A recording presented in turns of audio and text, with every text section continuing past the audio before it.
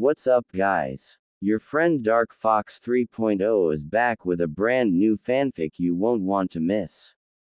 Which is, what if Naruto bound Anko and Kurenai in a secret marriage, and their passion sparked a hidden power?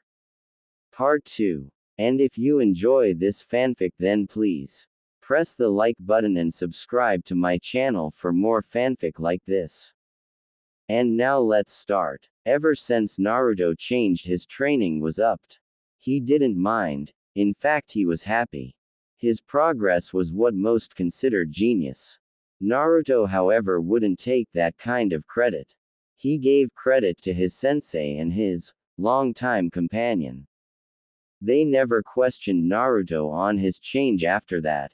They didn't care, they trusted him. They also trained him in stuff outside of combat. Hana was happy to finally have something to train Naruto in.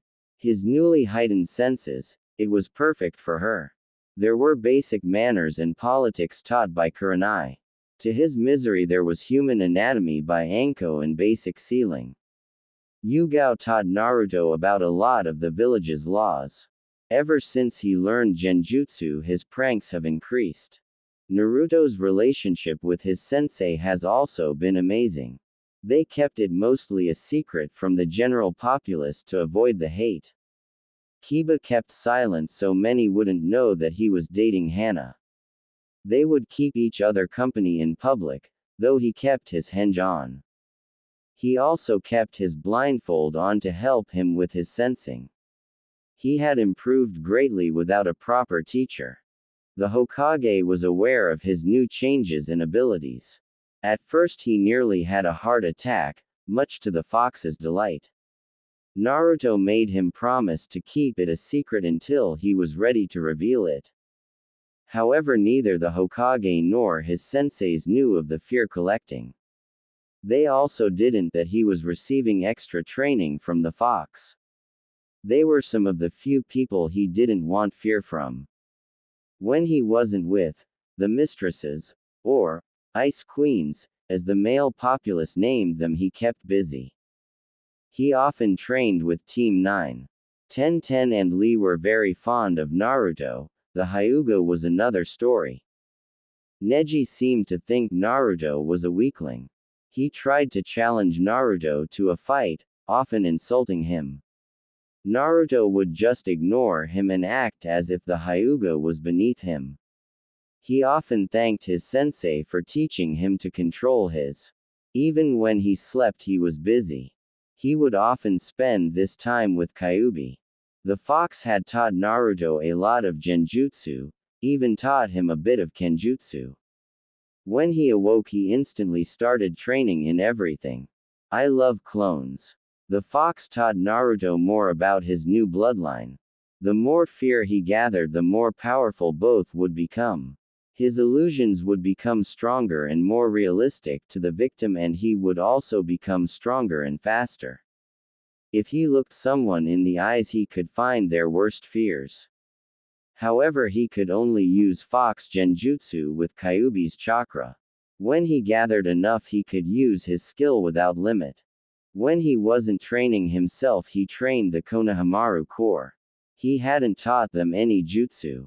He did help increase their speed, stamina and stealth. They were now physically better than Sakura. They had collected a lot of fear but nowhere near enough. He needed to gather true despair. Training wasn't all he did.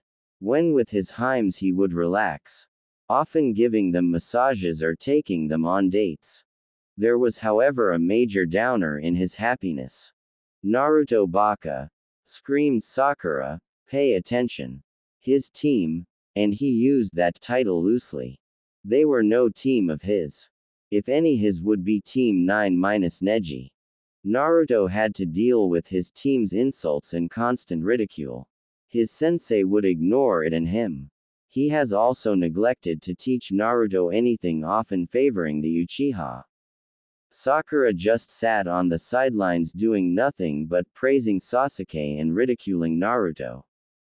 Not that he showed much. He held everything back during their team bonding, exercise and training. He would bide his time. To show them what I can really do. He couldn't wait. He even continued his sensor training, not even putting a genjutsu over the blindfold. Alright, what mission do you want today? Asked their leader. We have babysitting, gardening, catching too. Please don't say that cat's name, begged Naruto. Can't we get a real mission, not these chores? Naruto, you are still fresh genin, ranted Iruka. Taking a higher mission will require months of experience, and hey, are you listening? Old man, shouted Naruto, if I don't get a real mission, I'll teach your paper to multiply. The Hokage paled at the threat. He was sure Naruto could and would do it. Naruto, spoke an uncaring Kakashi, you shouldn't threaten your superiors. Especially one adobe like you couldn't go through with. Spoke the arrogant Uchiha. Hokage-sama, spoke Naruto in a lower tone, I've already taught the paper shadow clone jutsu. Looking at his desk, everyone noticed that the paper had multiplied. It was so much that the stacks couldn't keep balance. They soon fell over and he couldn't tell which he finished and which he still had to do. Iruka, get them ANS rank mission, ordered the village leader, get it now or else, he was cut off. Hokage-sama, shouted the Chunin in disbelief, they are genin. Right. The old leader agreed, I lost my head for a second, I have AC ranked. He stated, send in the bridge builder. At his order an old man walked in. He seemed to be drunk and continued to drink sake. He eyed the genin. These are the snot-nosed brats who are supposed to watch me. He asked. They look like they'll wet themselves and run at the first sign of danger. He eyed them closely, especially the short, blonde one. Everyone was surprised when they didn't have to restrain Naruto. He simply looked at the client and stated, we are shinobi, we are meant to be deceiving. He used his best Anko smile, but if you want sinister then just say so. The minute he saw Naruto's smile he nearly wet himself. Many of the occupants felt the same way. No thanks. He readjusted himself. I'm the super bridge builder Tazuna. You are to protect me with your lives. Don't worry Tazuna-san, stated Kakashi. I'm a Junin and Sasuke here is my best student. We can handle anything. Naruto and the Hokage frowned at the statement.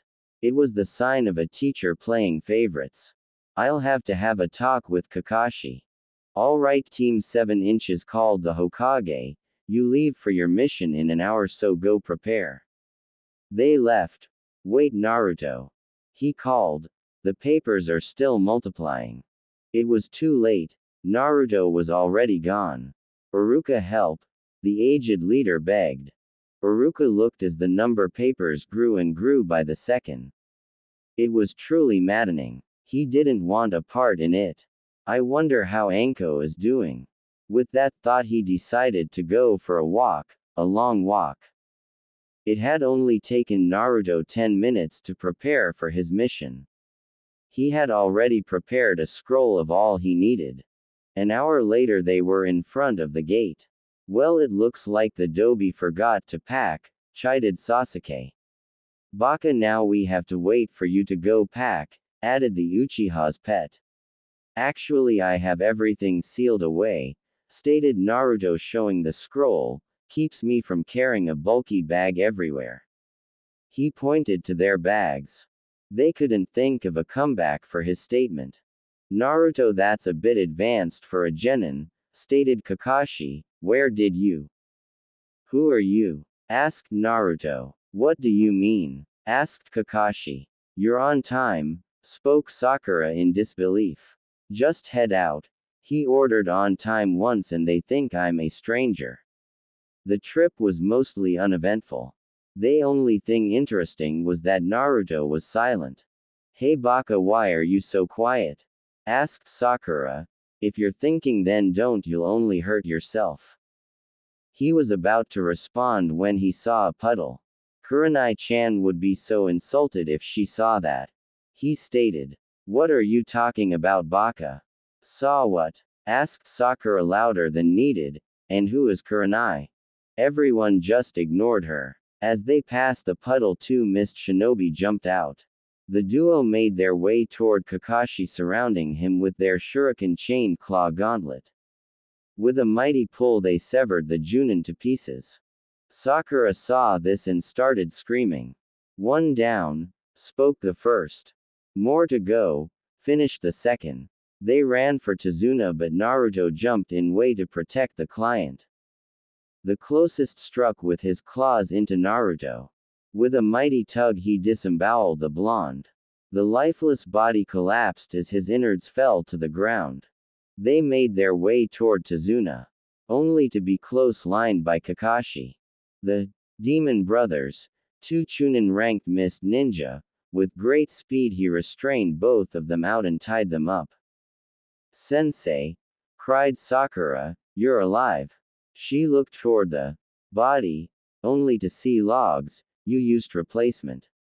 She stated. Yes, but your friend died. Stated Tazuna, pointing to the remains on Naruto. Who cares about that doby? Asked Sasuke. He only slowed me down. Yeah, he only got in between me and Sasuke-kun, stated Sakura. He's better off dead. How can you allow them to speak like that of their teammate? Asked Tazuna. He died to protect me. He wasn't even an adequate shinobi, stated the sensei. He won't be missed. It's nice to see what you think of me, stated Naruto's walking from behind a tree, Matiman sensei. Dobi, how are you alive?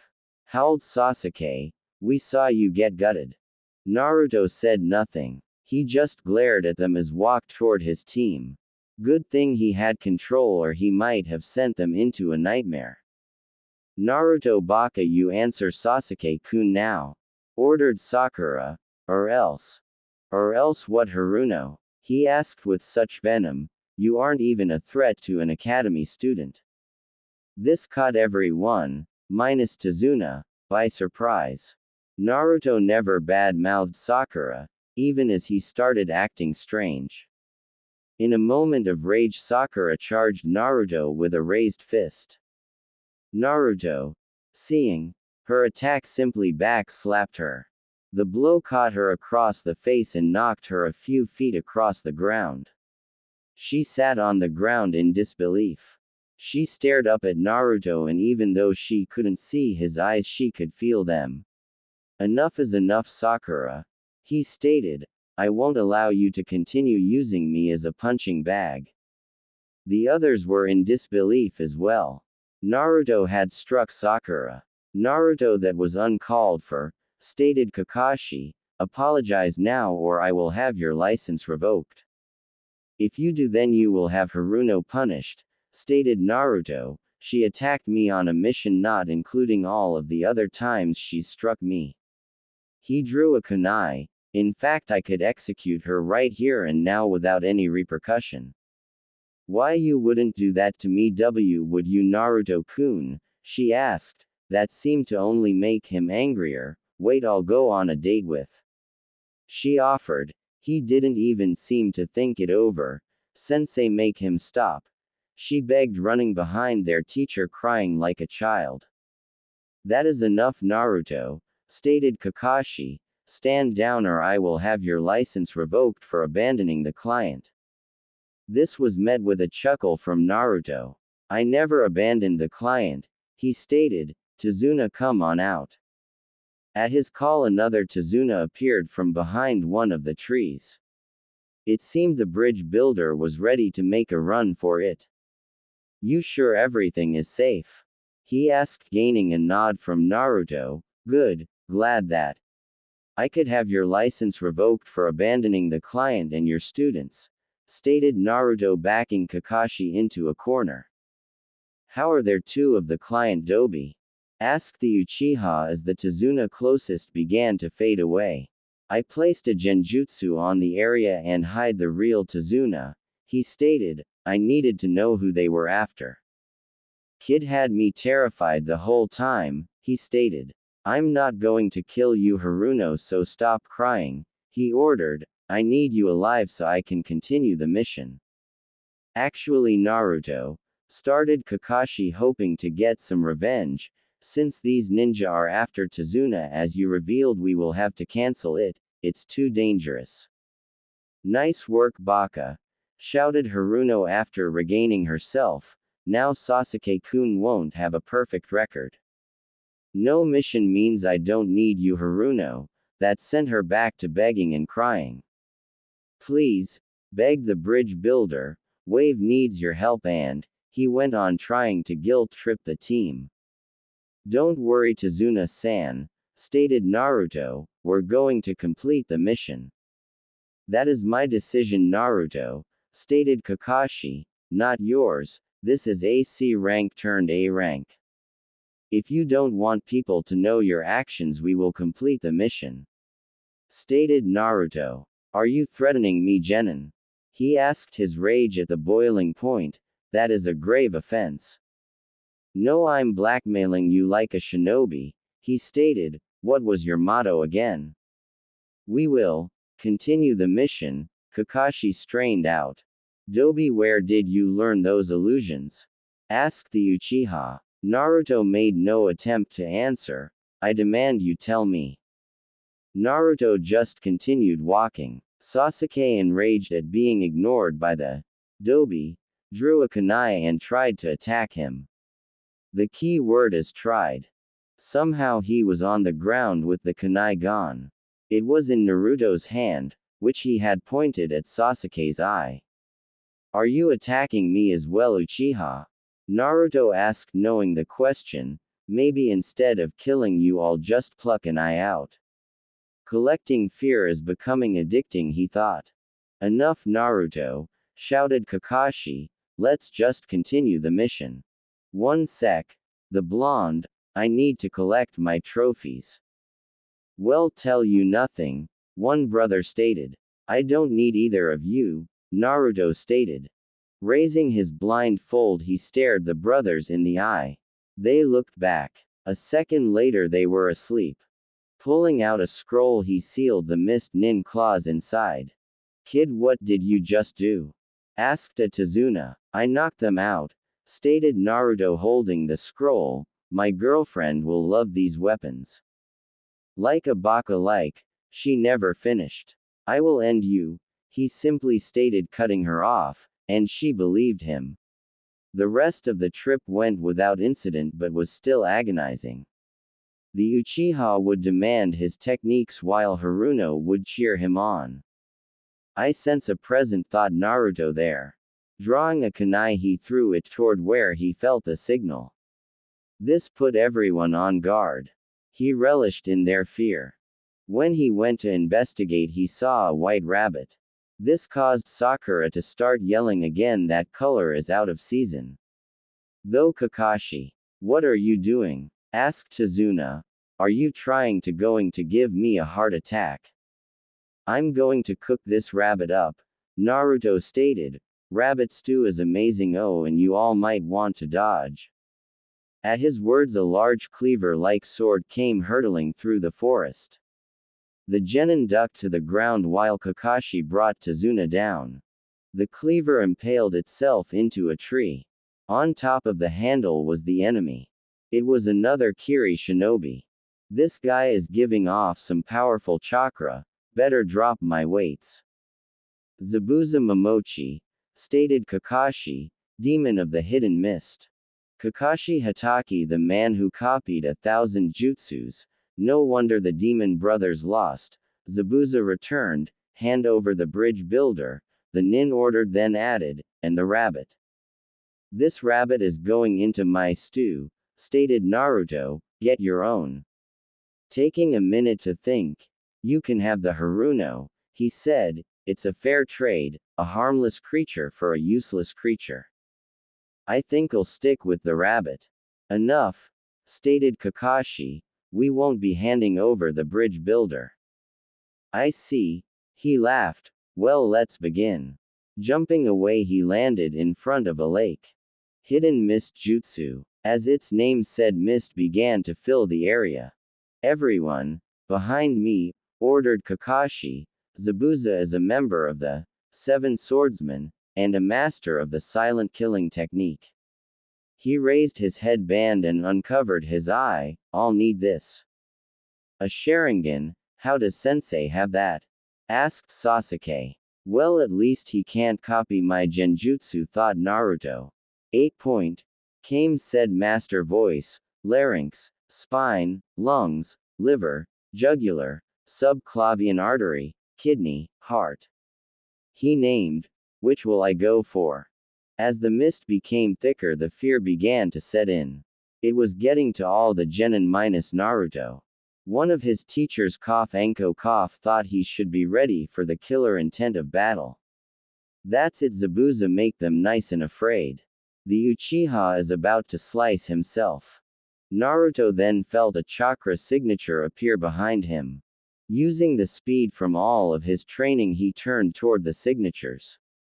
He impaled Zabuza with a kunai. However, instead of blood, he got water. The whole body just fell apart in a puddle. Water clone, huh? That kid has some skill, complimented Zabuza. Your fight is with me, stated Kakashi. Cannon fight, but with water clone holding Kakashi. Sorry, but does anyone care? Run, shouted Kakashi. Take Tazuna and get out of here. This fight was over when I was caught. And where would we go? Asked Naruto calmly.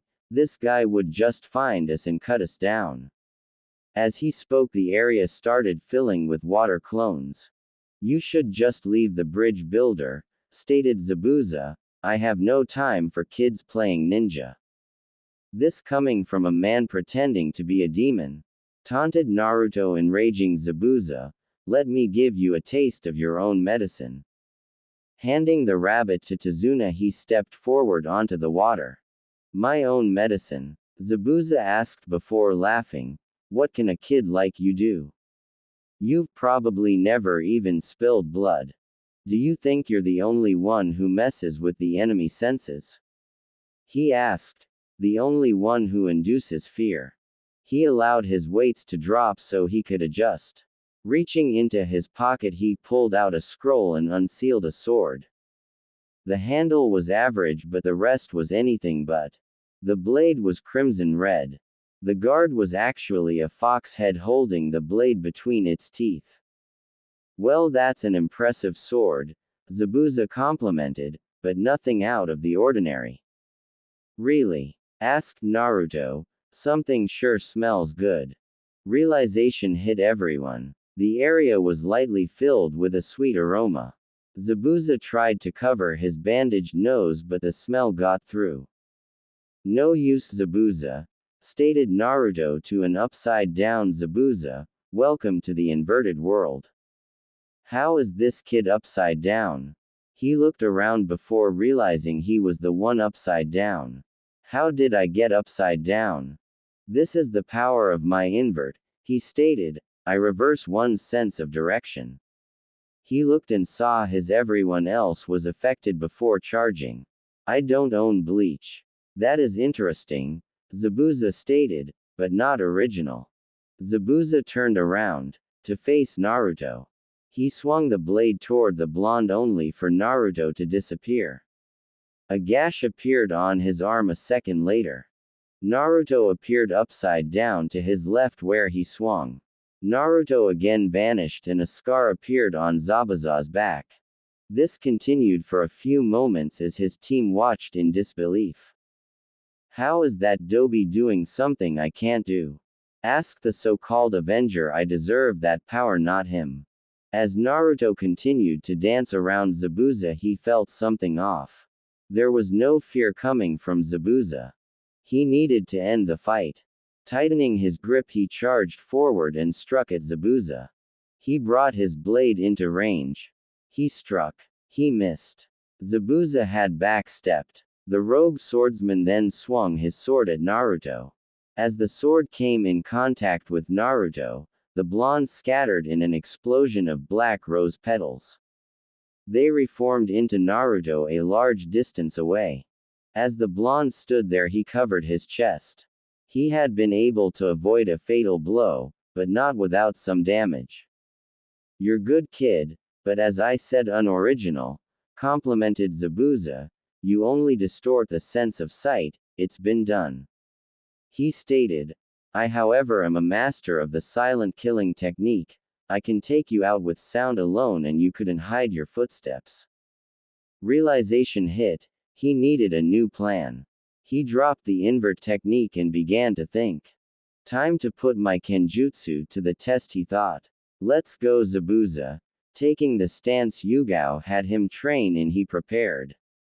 "Let's see if a member of the Seven Swordsmen is more than a title. This kid is still willing to fight." Zabuza was impressed. It'll be nice to cut down another swordsman." Zabuza took a swing at Naruto, who blocked. The blow was very heavy for the blonde, but he managed. Giving a heave, he barely pushed Zabuza's sword back, giving a clear view of the older swordsman's stomach. Taking the open shot, he jabbed his sword toward Zabuza. The demon swordsman merely sidestepped. He then swung and swatted the blonde a few feet away with the side of his massive sword. Naruto stood. He needed to stop Zabuza, and fast. Zabuza made the move. Leaping forward, he attempted a downward slash. Naruto quickly jumped back, but Zabuza was persistent.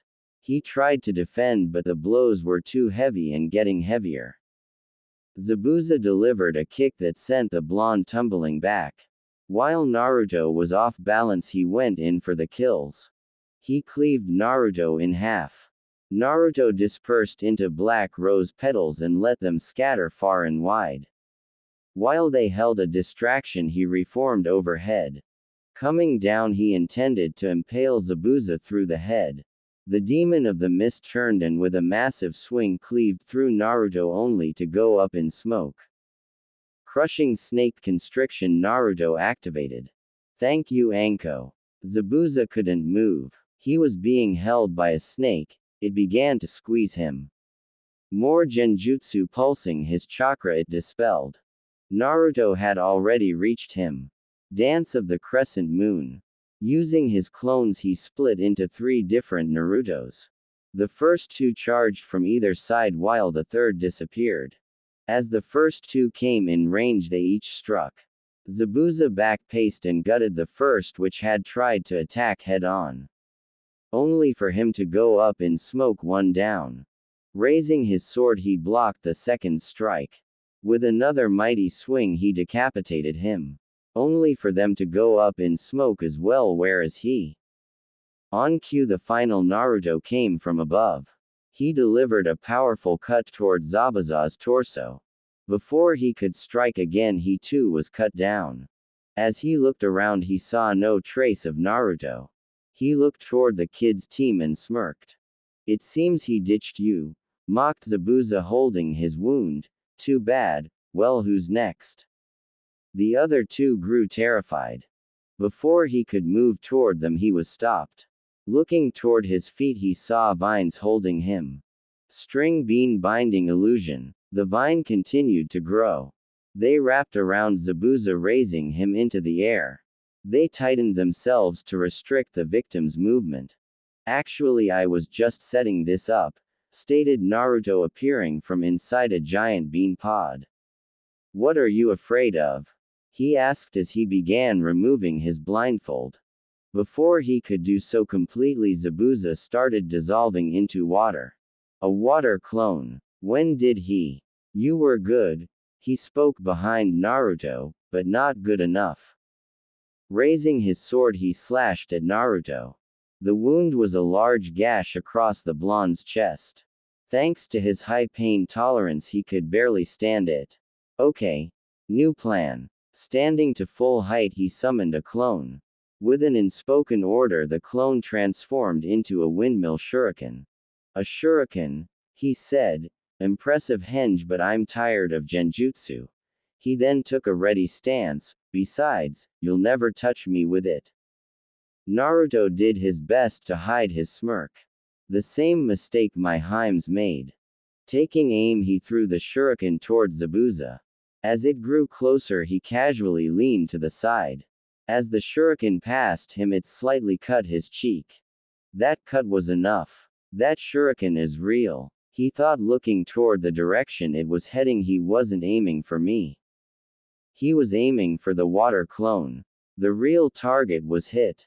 The water clone was dispelled and Kakashi was free. I knew I couldn't beat you on my own, so I freed someone who could, stated an exhausted Naruto. Now you two play nice, he stated before moving toward land. The two Junin squared off. They began circling each other's. Well, Zabuza, stated Kakashi, let's see if you've got enough in you to continue. They began weaving their hand signs. Water style. Water dragon jutsu, they shouted simultaneously. From the water rose two giant water snakes. They tore above all present. Their attacks collided. It seemed that they were evenly matched. Kakashi will need an edge to win this. They began weaving again. Now, hey, no brows, he called, drawing Zabuza's attention. Haha, you looked. Taking a serious demeanor, he called. Invert. Zabuza went wide-eyed. Turning his body around, he aimed the jutsu behind him. Water style. Giant vortex jutsu. Add nothing. Water style. Giant vortex jutsu. Turning to the sound, he saw Kakashi wasn't behind him. He was in fact to his side, too close for Zabuza to defend or dodge. He took the hit head on. The force behind the jutsu was too much. It carried the Rouge Nin all the way to land, knocking him into a tree. Demonic illusion. Tree binding death. The tree seemed come alive as it wrapped around Zabuza. From the tree emerged Naruto as if he were a part of it. He loomed over Zabuza, kunai in hand. Surrender, Zabuza, Naruto ordered. You've lost. Zabuza struggled but didn't have the necessary energy. The demon of the mist gave a glare worthy of his title at the blonde. He stiffened as two Senbon needles impaled his neck. Then the fallen nin went limp. Looking toward the one whom threw the needle, he saw a masked figure. A hunter nin he remembered from his studies. The figure stood beside his team, motioning for him to bring Zabuza forward. He did so. Thank you for distracting him, the hunter nin stated. I've been tracking him for a while. No problem, replied Naruto calmly but on guard. You were here for a while, why not aid us? The figure stayed silent. I see. Naruto, stop harassing the hunter nin, ordered Kakashi. Hand Zabuza over. Bu. That is an order, Genin. Do what you're told, Baka, shrieked Sakura from behind their sensei. All right, stated Naruto, don't blame me when this fake hunter nin kills us. Fake? They asked as one. Grabbing Zabuza, the fake hunter nin disappeared in a shunshin, appearing behind Tazuna. The hunter nin then grabbed the rabbit and left again. No, my rabbit stew, wailed Naruto. What happened? Asked Tazuna. I was ordered to let the enemy live and ended up losing my chance at rabbit stew, Naruto stated. By the way, Kakashi, good night. In 3, 2, 1, at the end their sensei collapsed. What did you do to sensei? Asked Sakura. Fix him now or they'll never find your body, he stated, silencing her. Now Tazuna is your house nearby. Dobi, I demand you. He was silenced as well. Sleep. The Uchiha was out like a light. He put Haruno under as well. No real reason behind it. He just wanted her out. Could you blame him? 20 minutes later they were at Tazuna's house. They had sat Kakashi down in a room to rest.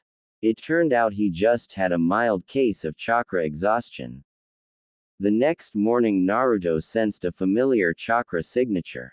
Running to the door he saw one of the most beautiful faces ever. Hell, my Heim, he greeted in joy, leaning in to kiss her. Foxy-kun, greeted Anko. How are you doing? Better now that you're here, hubby Heim, he answered, not to sound rude, but why did the old man send you? I saved him from some paperwork. She eyed him. You wouldn't have anything to do with that, would you now, Naruto-chan? Naruto wouldn't meet her gaze. When he continued to avoid eye contact, she laughed. She walked in the room. Looking around, she saw the family she would help in guarding.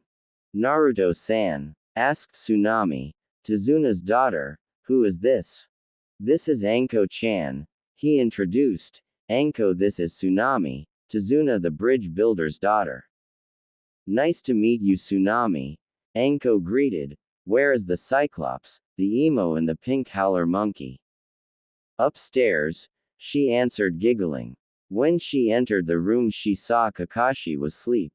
The Uchiha was in a corner brooding, and Haruno was pestering him for a date. Hey Cyclops, Anko shouted, waking Kakashi. Who whooped your butt?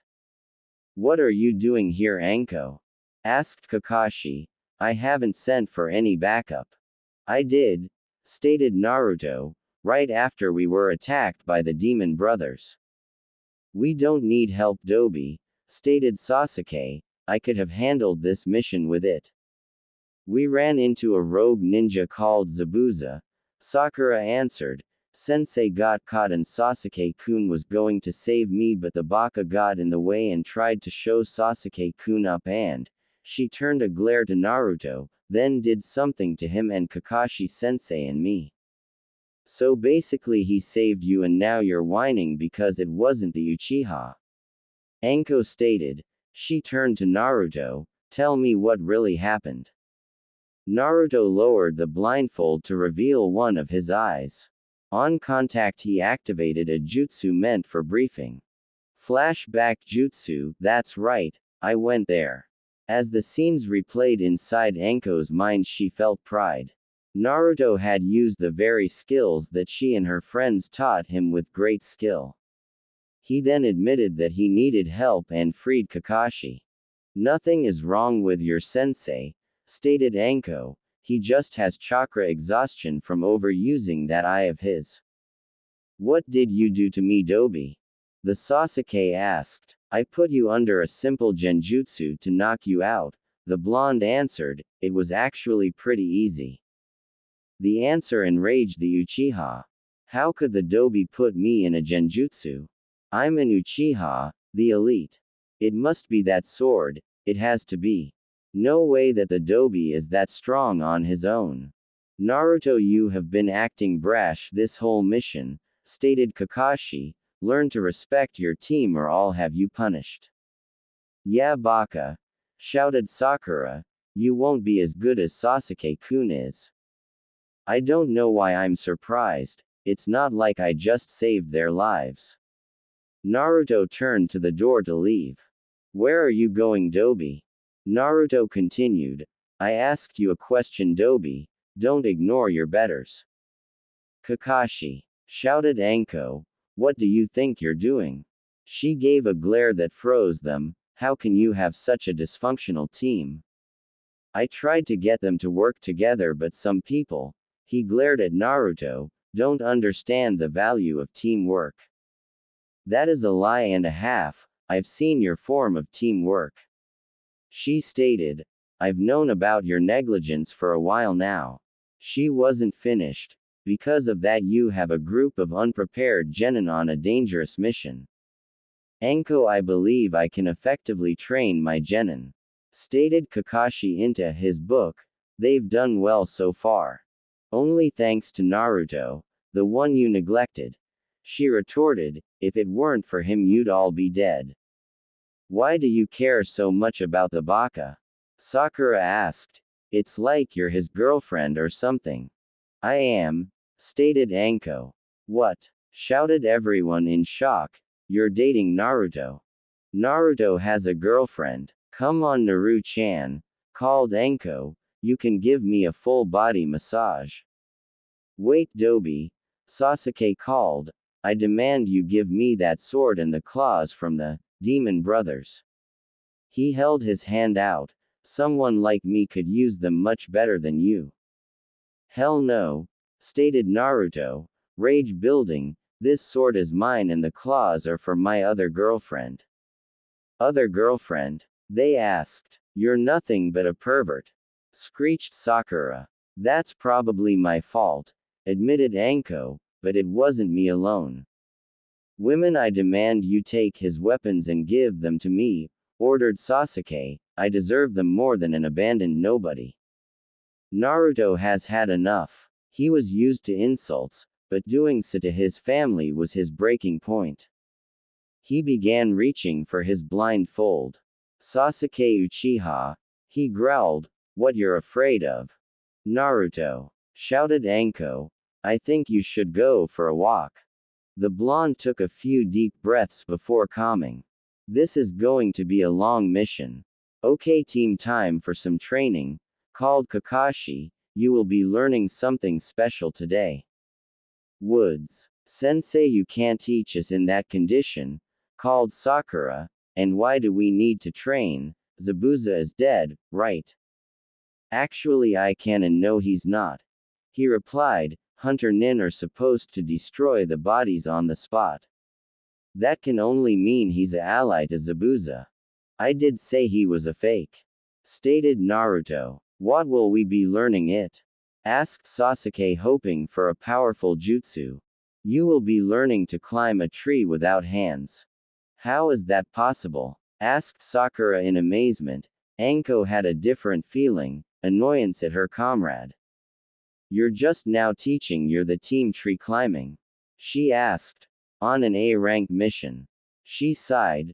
Let's go Naru-chan, called Anko. I was given some stuff from the others for you on this mission. She gained her usual grin. We don't want you going soft in training without us. Anko, I'm afraid that Naruto must train like everyone else, stated Kakashi. He needs the chakra control the most. I already know it, Naruto stated. I've mastered up to Junin level chakra control. There is no way you know that much, stated Sakura until she saw he wasn't listening. Hey, don't ignore me. Why are you wasting your time on a doby like him? Asked Sasuke. You should be training me, not that. He was cut off by a kunai to the neck. I will choose who is worthy of my training. Stated Anko as her killer intent flowed out. Let's go Naru-chan. Anko is still a slave driver, he thought. Other parts of Woods. She had increased his weights and then gave him orders to start training immediately. He was happy to be learning new techniques, but he had limits.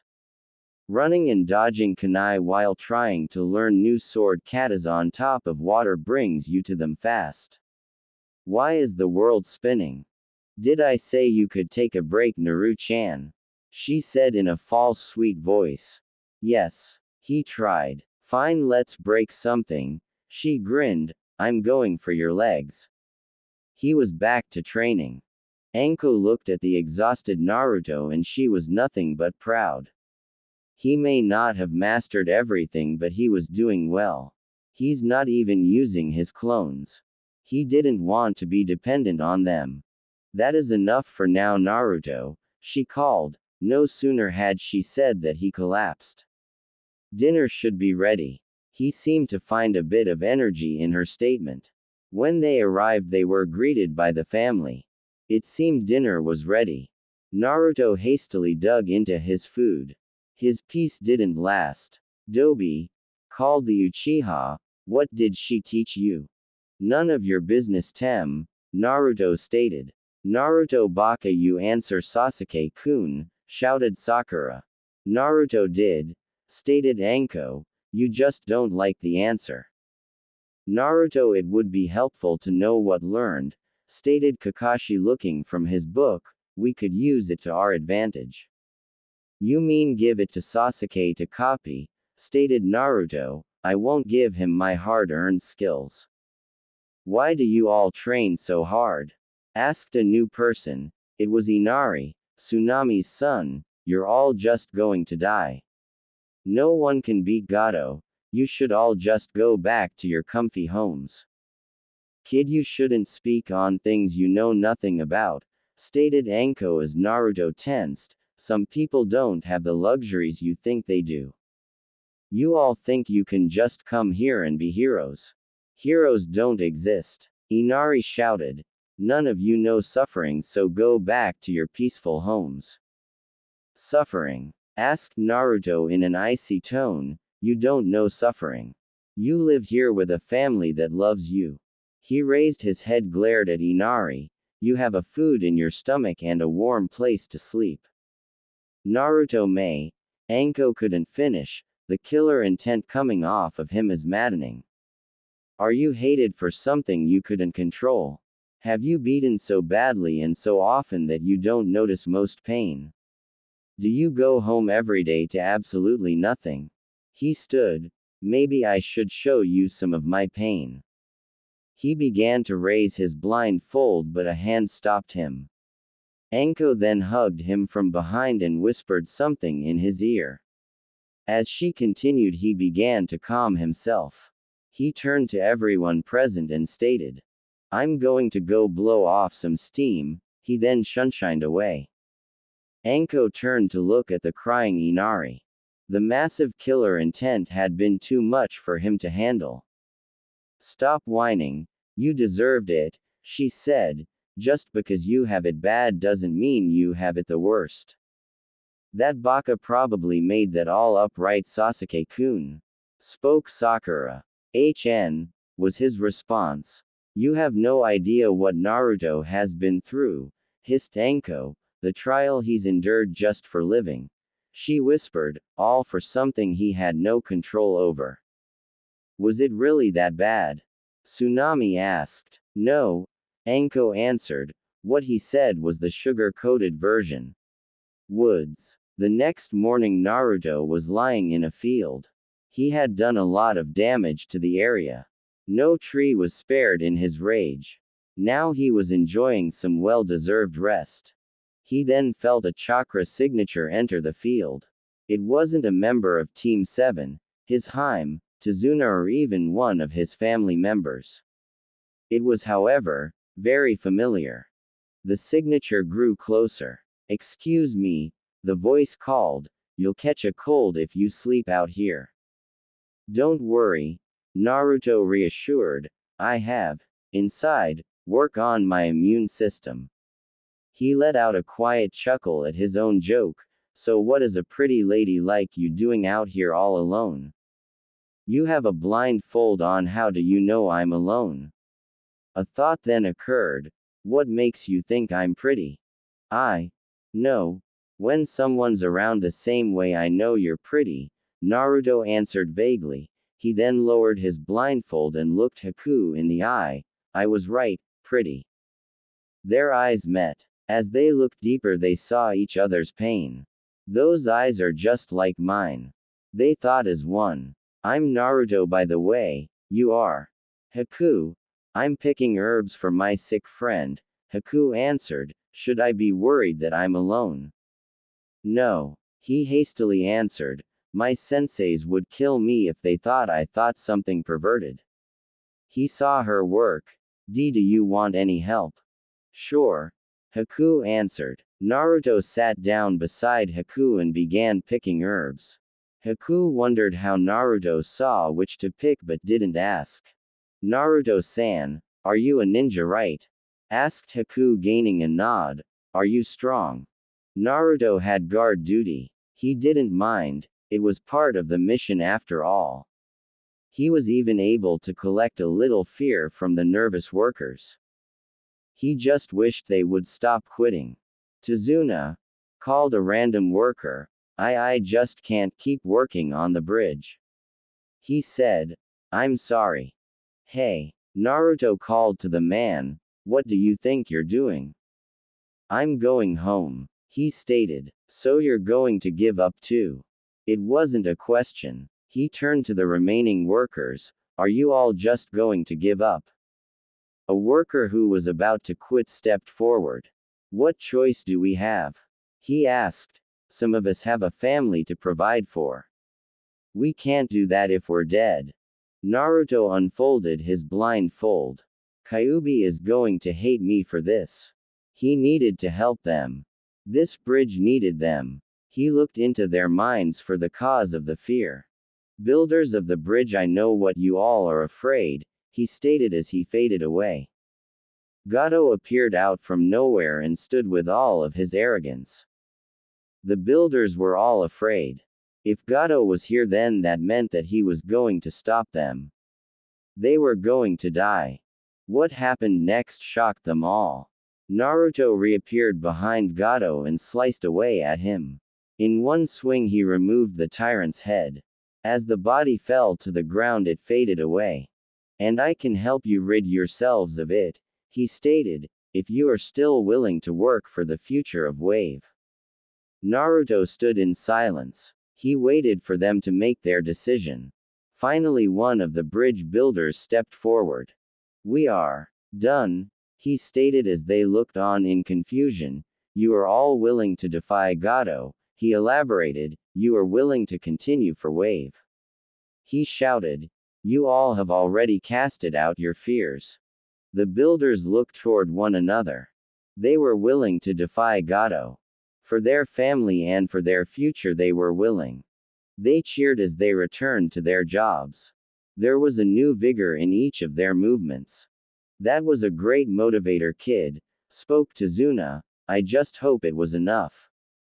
Wait, what do you mean? Even with this new energy we already lost a lot of workers.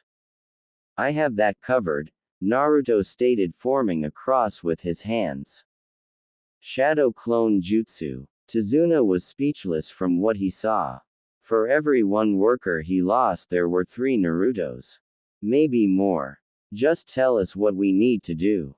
Naruto was happy. Kyuubi had worked him into the ground for giving hope instead of fear. Now Naruto was allowed a night of peace. Even as he slept he had felt the others leave.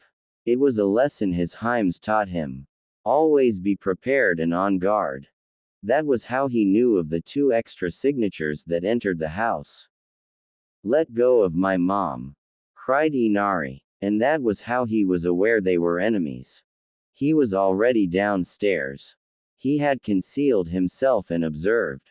One of 2 swordsman thugs were holding onto a bound Tsunami. The second was making his way toward Inari, drawing his sword. Stop! Tsunami cried. If you kill him then I swear I'll bite my tongue. Even these thugs knew that she wasn't bluffing. Fine, the first said. You got lucky, kid. The one closest to Inari kicked him down. Much to everyone's surprise he stood back up. Naruto decided it was time to make himself known. You did good, Inari. He spoke. Your dad would be proud. It looks like one of the ninja was left behind, one spoke. It seems so, Naruto returned calmly. What will you do now? Do? He asked. Nothing. We have all the cards. He motioned to Tsunami. We are leaving and you will stay. Or we start cutting this one, the other threatened, putting his sword to Tsunami. Cut who? Naruto asked. The thugs looked to Tsunami. To their surprise she merely faded away. They looked and saw that she was next to Naruto. She was no longer bound and was holding Inari tightly. They drew their swords and took a menacing step forward. Wait! Tsunami cried. You want money, right? If I give it to you, will you leave? The 2 thugs looked at each other. They shared a cruel smile and looked to Tsunami and said, Sure. Naruto knew it was a lie, it was very obvious. He was also sure that Tsunami could tell it was a lie as well. He decided to see what she had planned. In that scroll to your side. She pointed. It has everything we have. It's a ninja tool and all you have to do is open it. The 2 snatched it up and opened it. Inside was a letter. They read the letter out loud for all to hear. Dear Naruto-kun, we are at the bridge. P.S. Dodge. As they read the last part, a violent stream of kunai shot out. Many of them embedded themselves inside the thugs. They fell down dead. Mom, how did you know that would work? Asked Inari. That scroll was from Anko, wasn't it? Naruto asked. She added a lot more kunai than usual this time. Anko-san wanted me to give it to you. Tsunami admitted. She told me how it worked so I wouldn't be hurt. Were you really going to give it to me? That was something he needed to know. They're waiting for you at the bridge, she said, not answering his question. Bridge. As Naruto entered the scene, he noticed the air was laced with chakra because of the mist. It was much more potent with the extra water. This would make it difficult for Naruto to use his sensor skills that he relied on. He dropped his blindfold so that he could see. He didn't like it. His eyes hindered his sensor skills. He headed toward the closest signatures. They were to the side and by far the weakest. Hello, Tazuna. He greeted, nearly scaring Tazuna and Sakura to death. Kid, are you trying to give me a heart attack? He asked. Not yet. Naruto spoke, but I'm so close. Baka. Sakura started but never finished. Paralysis jutsu. What? Naruto asked. Don't look at me like that. She's better off this way. He continued, motioning to her frozen body. Now you have a proper meat shield, one that won't run. Tazuna thought it over and admitted he was right. I can't think of a single thing against that. Tazuna admitted. So what have I missed so far? The blonde asked. The scarecrow one is fighting Zabuza. Tazuna began. The kid and the snake lady are fighting against a new enemy in there. He pointed toward an ice dome. I guess I'll go and save the Uchiha. Naruto stated after a moment of thinking. What about your girlfriend? Tazuna asked. She's inside that thing too. Who do you think I'm going to save him from? The blonde asked. Dome. Sasuke was not doing too well. He had so many needles inside of him that he looked like a pin cushion. Anko was doing much better. She had very few needles inside of her, but it could have been worse. She would be doing better if it wasn't for one problem, Sasuke. Why? Because she had to keep saving him from the hail of needles. Dodge! She shouted, knocking him away as she too jumped away. If the Uchiha dies, then the council will blame either me or Naruto, if not both. I can't let that happen. Woman, I demand you stop doing that. I am an Uchiha. I do not need someone saving me. Sorry kid, but I can't have you dying. She stated. I'm an Uchiha. I don't need saving, he shouted. Now watch as I end this fight. He began sign weaving. Fire style. Fireball jutsu. The flame spread onto the ice mirrors. Anko would have been impressed if she hadn't seen Uchihas his age do the same thing. Soon the flames died down to reveal the damage of fire toward ice. Nothing. Good job, Gaki. She laughed. I think I see a stream of water dripping. Please surrender. Haku pleaded. There is no need for your deaths. Ha! You see, shouted Sasuke, my flame must have done more damage, now the enemy is weak. Why else would the enemy ask for it to end? Yeah, whatever kid, stated Anko. She knew that the enemy was just being merciful. Haku prepared to give off another volley. Anko prepared to tackle the Uchiha to safety. Sasuke prepared for something else. He stepped onto the tail of Anko's jacket. He began to channel chakra like Kakashi had taught him. Soon he had stuck himself and Anko to the ground. This will teach her. As the attack came, Anko prepared to jump. However, she was being held by something. Looking back, she saw the Uchiha's arrogant smirk. The attack came and Anko took the full brunt of it. They needles were in every part of her. Sasuke had used her as a shield. She took another look toward Sasuke. Traitor, she gasped. You should feel honored. He smirked. You get to say that you were of use to an Uchiha, the greatest honor. If there isn't any consolation to this, She spoke with a smirk of her own. It is that you will die along beside me. I'm an Uchiha, he stated. This ice ninja won't be able to kill me. I'm not talking about the ice ninja. She pointed before closing her eyes. Sasuke turned to see what she meant. Entering the ice mirrors was Naruto himself. He had seen the whole thing. Anko-chan, he cried, running to her side. Wake up, hubby Haim, please wake up. All he got was a lifeless limp. He held her as he cried over her. Please give her back to me. Don't take one of my Haims. Make them hurt. Spoke a familiar fox. They dared to hurt your mate, your Haim, hurt them both. Yes, they dared to harm her. Use it, the fox continued. Use what I taught you. Use the fear you collected and make them know fear. Naruto looked Haku in the eyes. He needed eye contact for this. He didn't need to see hers, just for her to see his. Shin no Ippo Stage 1. Success. The technique worked. The technique froze her in place. It was temporary, she would break it, but it was enough. Naruto drew his sword. He held it toward his face and looked into his reflected eyes. Using his fox glare, he began. Shin no Ippo Stage 3. He was fear, and fear feared nothing. Over his head chakra began to form an image of a smiling fox. His henge had dropped. He no longer cared for it. He felt the fear he collected. He let it out as it consumed him in a red aura. It sent him past the peak of his abilities. His power only continued to grow. He would make them suffer.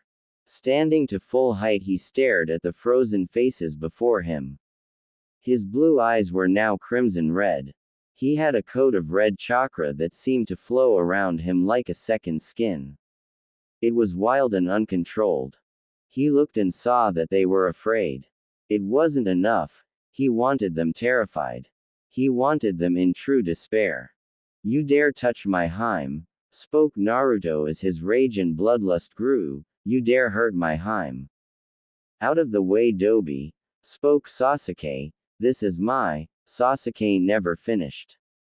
Naruto didn't even turn as he kicked him into the mirror behind them, but it didn't stop there. The force of the impact shattered the mirrors. Sasuke sailed straight through it. He landed in a broken heap next to Tazuna and frozen Sakura.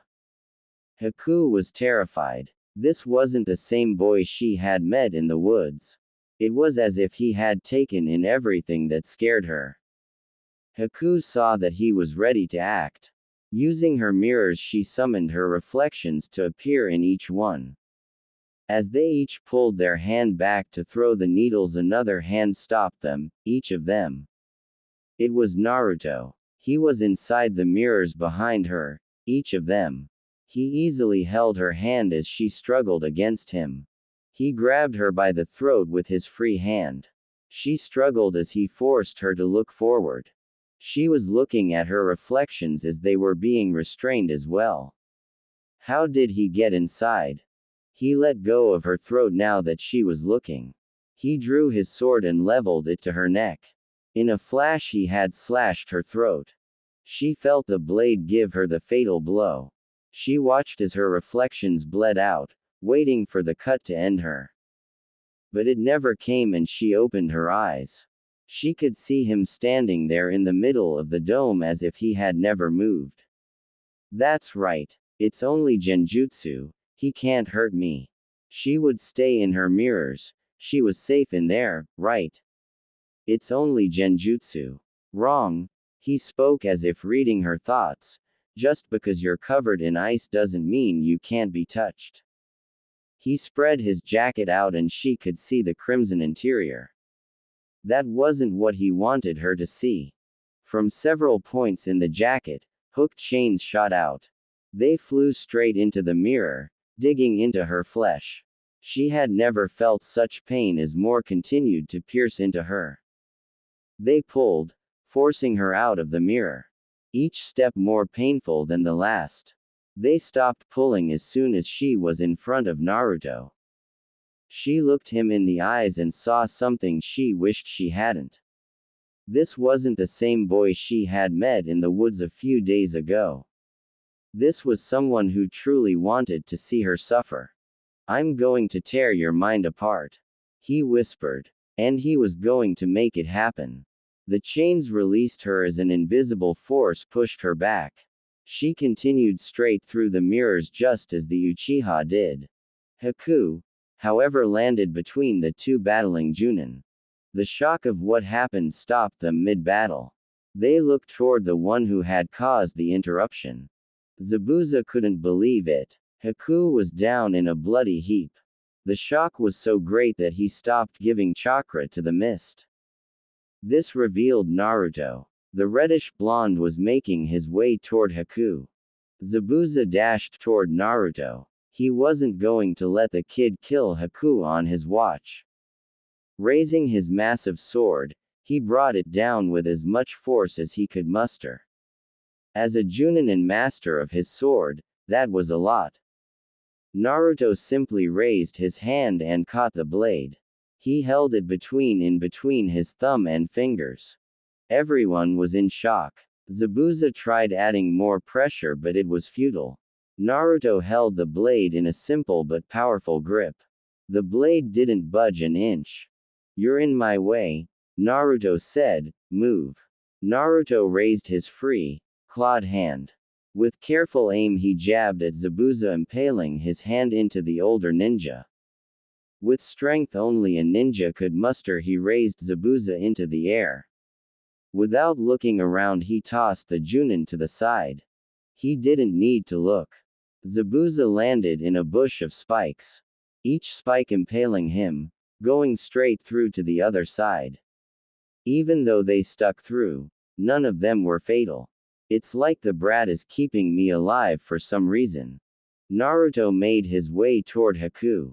The fear has been nice, he thought, now it's time for some despair. Haku looked up and saw a shadowy figure coming toward her. It was Zabuza. He stood over her and raised his sword. Zabuza-sama, she asked. What are you doing? You are a broken tool, Haku, he stated coldly. I no longer have any use for you. Haku couldn't believe what she was hearing. The one who gave her any purpose in life was tossing her aside. He was going to kill her. No, Zabuza-sama, she begged, not him. It was just like all those years ago. Just like with her father. Zabuza brought his sword down. Haku acted on all of her battle instinct. Using her bloodline she commanded the water on the bridge. Using her control she raised ice spears. They impaled Zabuza through different spots. Each one a fatal wound. Haku looked in shock at what she had done. Why you really were a defective tool, he gasped. He fell limp and dead. No, she whispered. No, no, no. She cried. Zabuza-sama, wake up. She begged. She melted the ice and ran to his body. As she fell on top of it, begging him to live, she heard it. Laughter. She turned to the side and saw the source. Naruto. He's not dead, he stated, but it must be nice to know you would have killed him. Haku stared in disbelief. Naruto pointed toward the dead Zabuza. Right before her eyes, he faded away. He then pointed to the real Zabuza. Stuck and restrained by spikes. Naruto raised his sword to finish her. Well, what do we have here? Spoke a new voice, stopping Naruto. It seems, the demon of the mist, was all talk. Gato, what are you doing here? Zabuza asked. Well, Zabuza, Gato started, it has come to my attention that you are too expensive, so I decided to end our agreement. He looked on the bridge. Kill the men, the women on her knees is yours to play with. Naruto, who had been ready to kill Haku, was enraged. She can wait, he thought. Anko would want me to end filth like him first. Naruto grabbed his sword and took a new stance. It was the one that Kyuubi had taught him. He never used it because it was brutal. Now he would use it without restraint. He eyed each of the bandits. They were all so full of confidence. The arrogance wasn't what he wanted. Time for more fear. Remember, Kit, you get the blood, the fox reminded, but I get the glory. His body seemed to convulse as he began to mutate. Fur began to cover half of his face, which became more fox-like. His free hand became claw-like. From his backside 9 glorious tails sprang free. I suggest you all come and die quickly, Naruto called. Do it while you still have the chance. These bandits were terrified. Fear makes people do crazy things. The bandits did the craziest thing. They charged Naruto head-on. Naruto charged them as well. Naruto impaled the first victim with his sword. Lifting the body with his sword, he gave a mighty toss. The body crashed, knocking a few over. Naruto ducked under a blade. Standing, he cut the enemy's throat with one swing. One tried to run. Naruto ran after him. Grabbing him by the back of the head, he forced the bandit's mouth open. Reaching his hand in, he began to tug and pull. With little effort, he ripped the top half of the bandit's head off.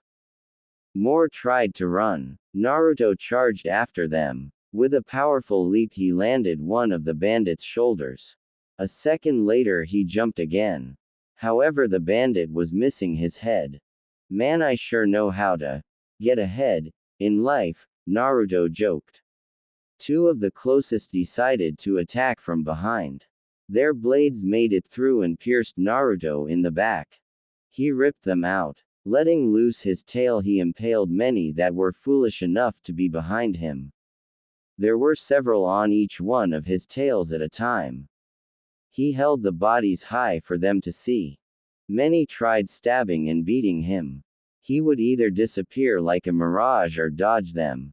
He would then slaughter the attacker before moving to the next.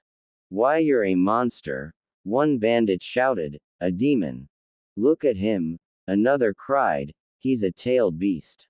Go ahead, count my tails, shouted Naruto, I want the world to know the number. Ninin, 9 tails, one shouted, Kyuubi. Let the world know, shouted Naruto, that Kyuubi is going to make a comeback. And no, Kyuubi is dead, Gato shouted, a ninja killed him. Wrong, stated Naruto, Kyuubi is fear and fear is forever. He looked toward Gato, you however aren't. Naruto turned his gaze toward the bandits. He had gained enough fear for now. It's time to end this. Soulbane. The jutsu took immediate effect. The bandits were turning on each other. They couldn't tell who was friend or foe. Naruto could have let them go on. Let them kill each other until there were none left. Where would the fun be in that? He jumped into the slaughter. Neither Team 7 or Tazuna, nor Haku or even Zabuza could believe what they were seeing. This was a slaughter. Haku, what did you do to that kid? Asked Zabuza. I didn't do anything, she stated in equal shock. It was the Uchiha, he used that woman as a meat shield. Is she dead? Asked Zabuza. No, she's just asleep, explained Haku. Wake her up, ordered Zabuza, wake her up now. Haku was already moving toward the body. She began to remove the needles from Anko. Unfortunately, Naruto saw her. Even in death you won't give her peace. He shouted. Naruto made his way toward Haku. Each step was deliberate, each drawing more fear in. Haku had removed the last of the needles. She was now shaking Anko. Wake up already, Haku shouted as Naruto stood above her. He raised his sword. 5 more minutes, Anko mumbled. Hubby Heim, he asked in shock. Anko's eyes snapped open. She looked around as memories began to flood into her head. She looked to the one who had called her. Naru-chan, she asked as she took in his appearance. He quickly dropped all genjutsu and allowed his true form to appear. As he looked into her eyes, he saw many things. But not fear. She's not afraid, he thought in confusion. It soon turned into happiness. She's not afraid. Monster! Came's shout from Gato, you're a demon. All eyes turned to the forgotten tyrant. He stood in front of a pile of bodies. Only a few were still breathing. Naruto would spare them. They could tell what happened. That would bring in tones of fear for him. The demon of the mist stood. Even though his wound was lethal, he had enough energy to raise his sword. He pointed it toward Gato. Gato, called Zabuza, before I die, I'm killing you. With a mighty heave he sent the blade flying. Gato only smirked. Taking a step to the side, he awaited for the blade to pass him. He noticed Naruto's smile. The blonde mouthed one word. Invert. Invert. He asked. What is he talking about? He never received an answer. The blade that was supposed to pass him did. It passed right through him. Now it was lodged inside his midsection. He fell to his knees. He had never felt any pain as excruciating. He had never felt fear so potent. As he looked up, he met eyes with Naruto. Fox glare. He was in a small dungeon. Where am I? He asked to no one. You are in my realm. Naruto said, appearing from thin air. In here I control space, time and reality. Why am I here? Before you die, Gato, you're going to give me some information, stated Naruto, and then you can die. You won't get squat from me, monster, Gato stated defiantly. Oh, I'll get squat, Gato, he assured, I'll get squat. Burn in hell, Gato shouted. Such a limited imagination. Naruto skied. Down these dark decades of your pain, I'll make that sword in you feel like a memory of pleasure. Gato knew he was trapped. He did the one thing a worm like him could do. He began to cry and beg. Don't cry, Gato. Naruto sighed, it's a waste of good suffering. What are you going to do to me? He asked. I'm going to make you feel everything done to every single person in Wave. Naruto stated coldly, every last man, women and child. He smiled coldly toward the tyrant. I will repeat it over and over again because hell is repetition. Gato had long since been broken. Naruto just wanted him to suffer for his crimes. He repeated the torture over and over again. When Naruto was finished, Gato embraced his death. Said blonde just blinked. Inside hide the fox glare. Years had passed. In reality only a second passed. Kid, Haku, Zabuza called, come here a second. Naruto knew Zabuza was dying but was cautious, even near death he was dangerous. He just tossed that sword half a bridge away. Yes. They asked. I'm dying. He stated calmly. He accepted his death. No, Zabuza-sama, Haku protested, we can get you help. From where? The man asked. I accept my fate. I just have a single request for the both of you. Whatever it is, Zabuza-sama. I want you to take my sword. He ushered to Naruto and Haku. Wait. You want me to do what? Naruto asked. I don't care what you do with the sword. He stated, sell it, give it away or even gamble it away. Zabuza-sama, you can't. I can and did. He stated. I want you to go with this boy. As you wish. She stated. I can save you, Zabuza. Naruto stated. You can continue to live. What's the catch? 3 things, he stated. The first, I want you two to come with me to Konoha and become ninjas. The second, I want you to free Haku, she should make her own choices. And the third, asked Zabuza, I want that rabbit. Naruto shouted, I need that rabbit stew. Deal. Naruto drew his blade and cut himself across the arm. It was deep enough so that the blood flowed freely but not lethal, to him. He held his arm and allowed it to fall into Zabuza's mouth. The battle was over. Naruto had saved Zabuza, Haku and his Haim. They would be coming back with them to join Konoha. Now Naruto just wanted to be with his hubby Haim, to enjoy the fact that she was alive.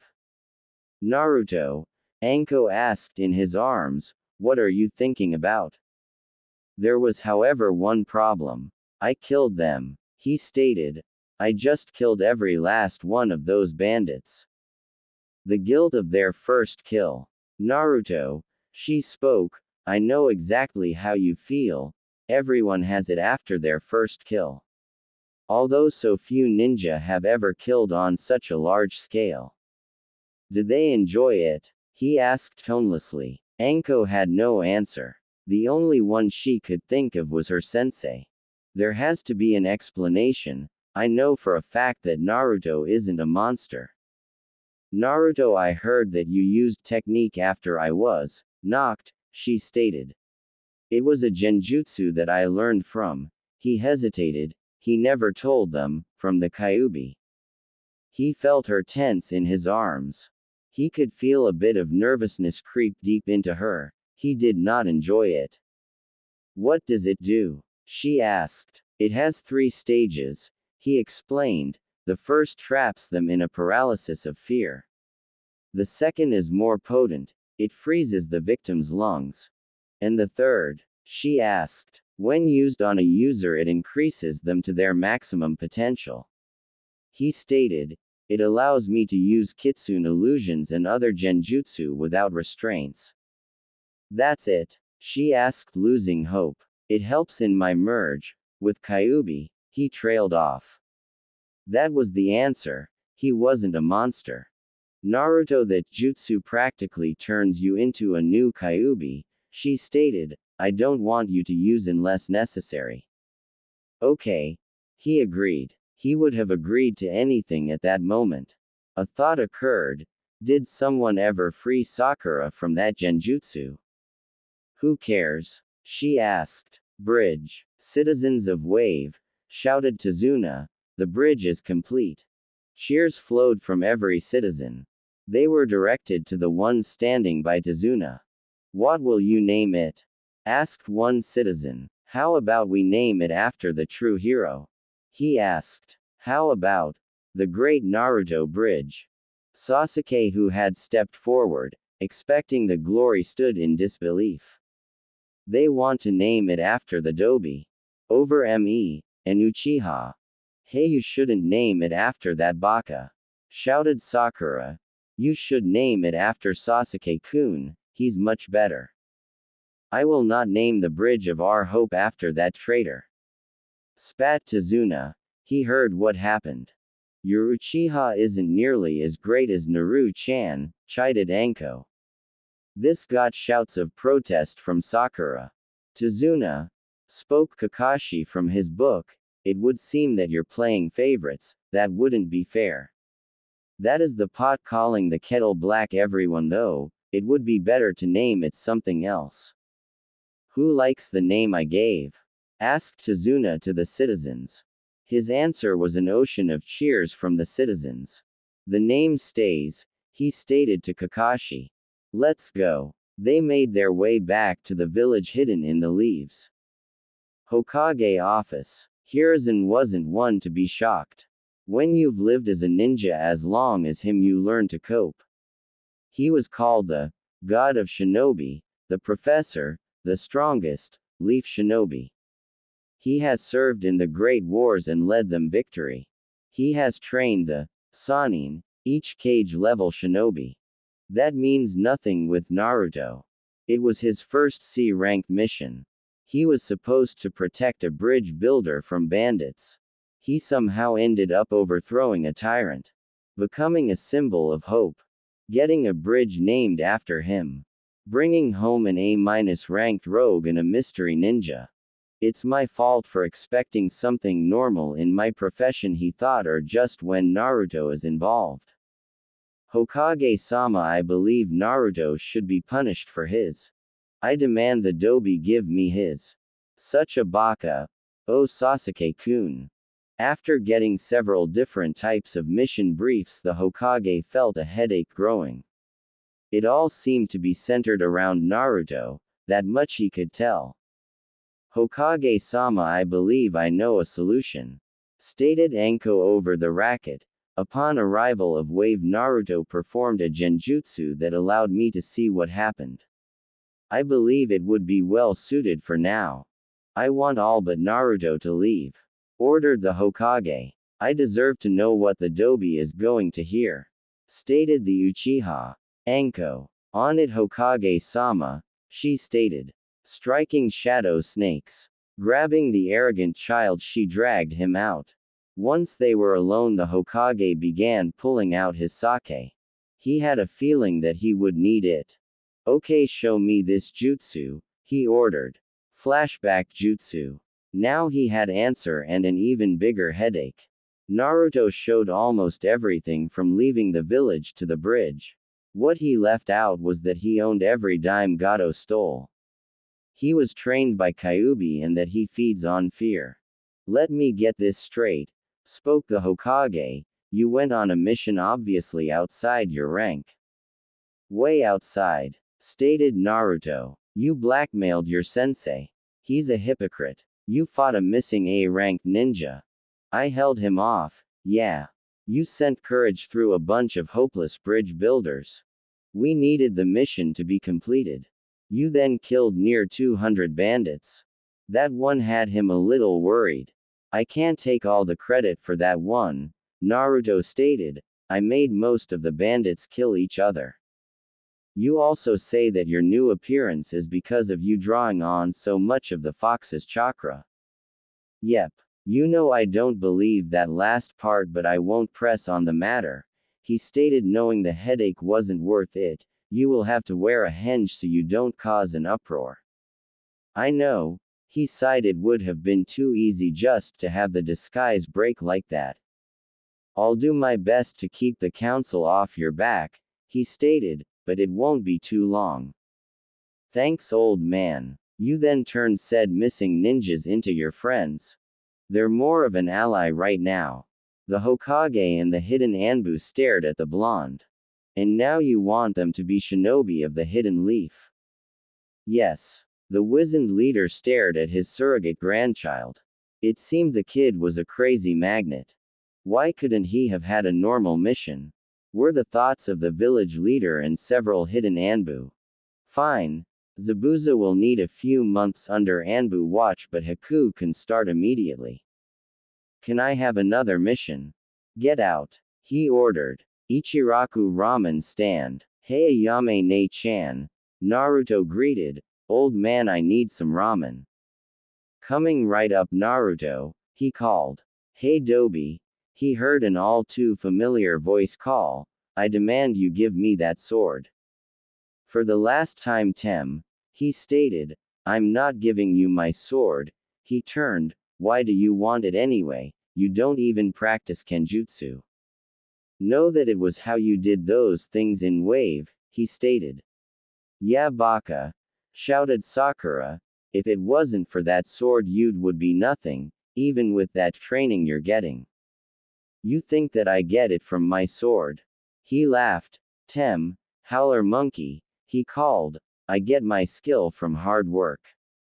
And having a fear-born demon living inside me, but thank you, you reminded me to visit my girlfriend and give her the gift.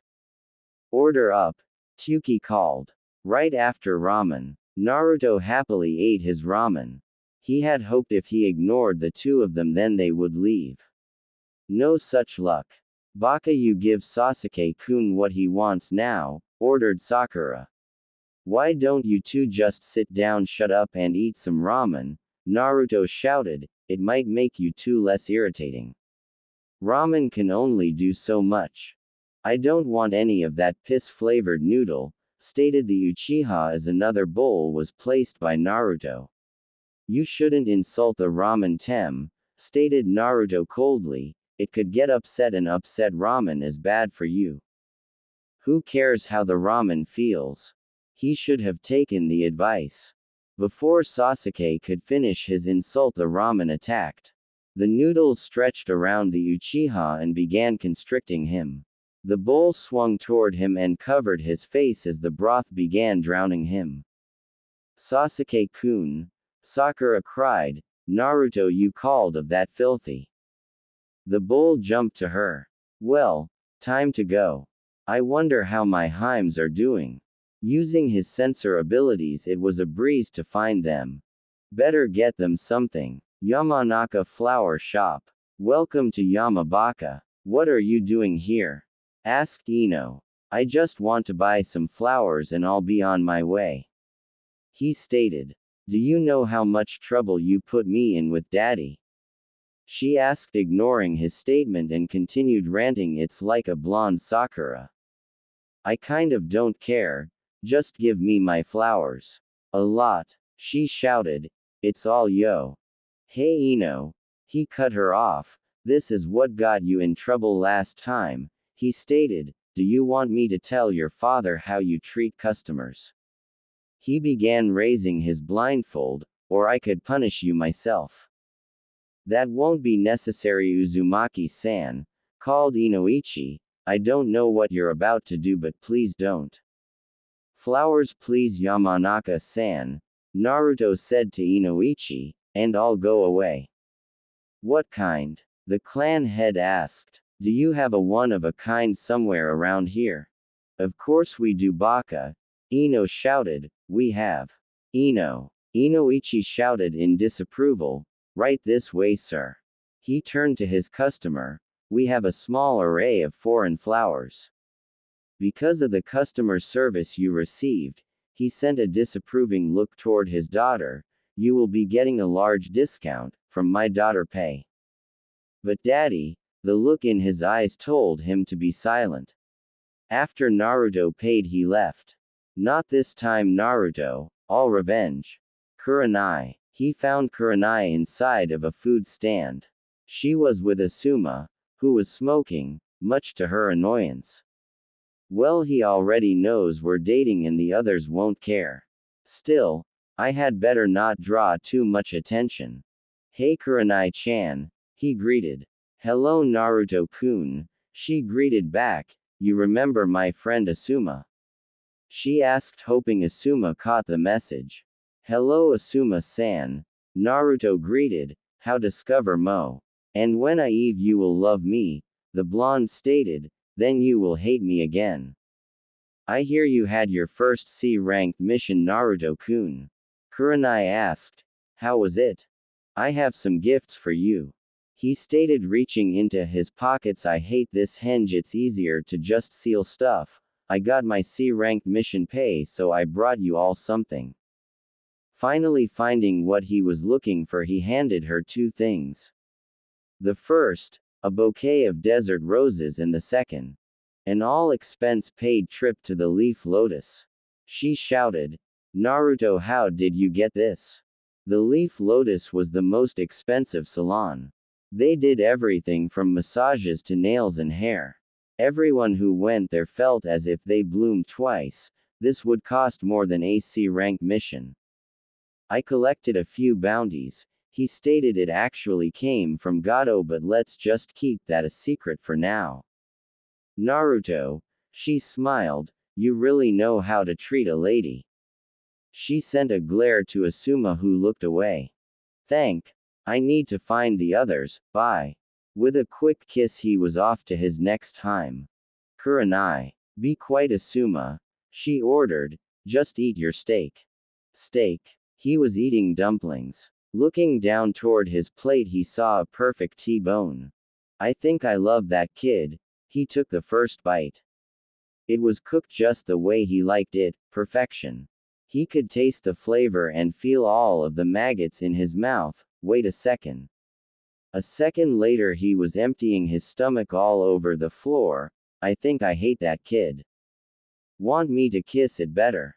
Kurenai asked. Sure. Then clean your mouth. Click click. Perfect. Hana. Hello pup. Soom greeted. Hana is in the back.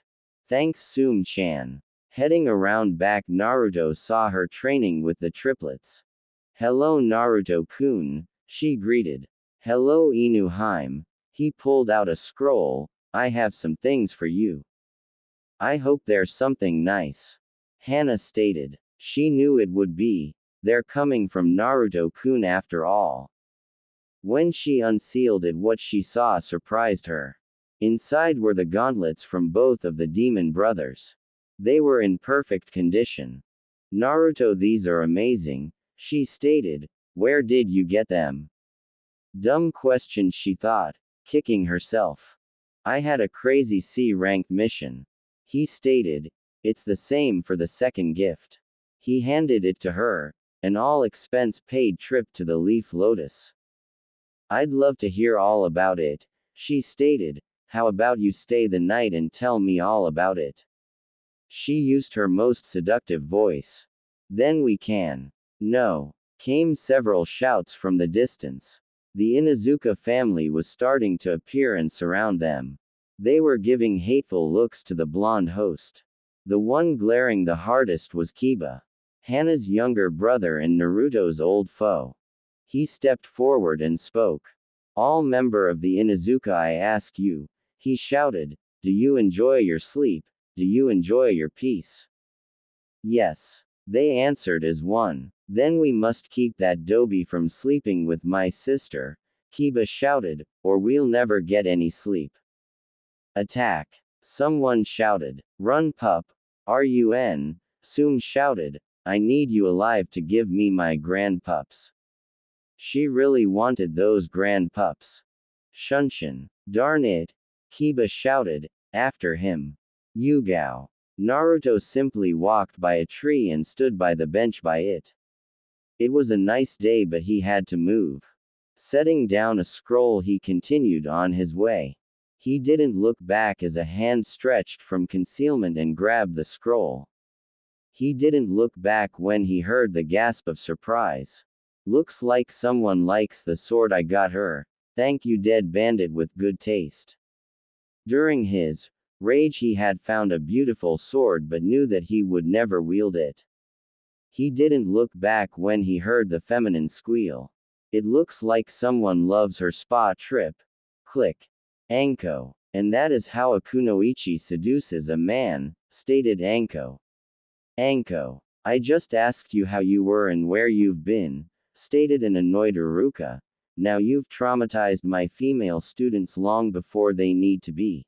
He looked to the class, and you knocked the male out through nosebleeds, they'll probably be perverts now. Oh, I'm fine, she stated, and I was on a mission with Team 7 inches. She leaned over the desk, revealing a lot of cleavage to Iruka. How are you, Iruka-kun? Her voice had taken a very seductive tone. I'm fine, he stated, flustered. So you went on a mission with Team 7? Hey, that's our boss's team, stated Konohamaru. Boss? Anko asked. If you say the Uchiha are Haruno, then I will. No way. They shouted as one. Our boss is Naruto Uzumaki. Naru-chan, huh? She asked with a smile. Has he taught you anything? It was a simple question. To the core. It was a horrid one. The trio fell into a huddle. They were shivering not from the cold but from an untold fear. It seemed as if they were trying to push it to the back of their mind. It wasn't working. First rule of Naruto training, Udon shouted, do not talk about Naruto training. Moegi, what's wrong with them? Asked Iruka. Moegi was the only one not panicking as much. She was shivering in fear, just not as much. Naruto, she stated as if it were obvious. Ah, cooed Anko, my Naru-chan has them terrified. She was so proud. Knock knock, Iruka-sensei, called Hanabi, there is a man with a large chakra supply at the door. It's him, Udon shouted in fear, he's come for us. He knew we were talking about his training, shouted Konohamaru, now he stopped at all the horrid thoughts. Oh, don't stop on my account, a disembodied voice spoke, by all means, give me some ideas. Out the window, Moegi shouted. They jumped out. It didn't matter that they weren't on the first floor. It was better than Naruto catching them. Quote. Quote. Quote. Quote. Quote. Iruka sensei. Hanabi called. He's not at the door anymore. Then where is he? Anko asked. Ah. The K-Corpse shouted. With them, she answered stoically. Class stay here. The cried out in protest. Anko, if you would. Summoning jutsu. At her command a large coral snake appeared. It was large enough to gobble up any of the kids in a single gulp but small enough to stay in the room. I want you to make sure these kids stay in order, Anko ordered. If any of them so much as twitches outside of their seat or opens their mouth, she stared at the kids, eat them. Anko, Iruka shouted, that's a bit extreme. Fine, fine, she sighed, punish them as you see fit. She told the snake. Grabbing Iruka before he could protest, she jumped outside the window. The snake was alone with the terrified kids. It eyed them hungrily. Does anyone want to move? The snake asked. I might let a few of you go. The kids didn't so much as shake their heads. But they wanted to. The snake could wait. They were kids after all. They weren't costumed to sitting still for too long. Fields. When the ninjas arrived, they saw a sight to behold. It nearly gave Iruka a heart attack from sheer worry and annoyance. Anko was laughing as if she was seeing the funniest thing possible. Udon and Konohamaru were tied upside down by their feet. They trying not to move and put unwanted strain on the ropes. Under them were a pile of explosive notes. Moegi was just watching a distance away. And that's how my first C-ranked mission went, Naruto finished. Cool, Konohamaru stated, causing the rope to shudder. Naruto, what are you doing? Iruka asked in a panic. I'm telling them about my mission, Naruto stated. Why are they upside down over a bunch of explosives? Iruka asked. I'm just training them, he stated, by putting the fear of Kami in them. Why isn't Moegi getting the same treatment? Anko asked. You're not being soft because she's a girl, are you? There was a warning in her tone. No, he sighed. Every time I try something like this, she just uses those eyes. He spat in hate. I honestly believe you women are taught that at birth. What eyes? This had Anko and Iruka curious. Naruto drew a kunai and made his way toward Moegi. Puppy eyes jutsu. See? He pointed accusingly. Naruto, that is the dumb. You left one of Anko's summons with the kids for more than 5 minutes, Naruto stated. How many do you think are left? Iruka was already running back to save as many of his remaining students as possible. If there was any left to save.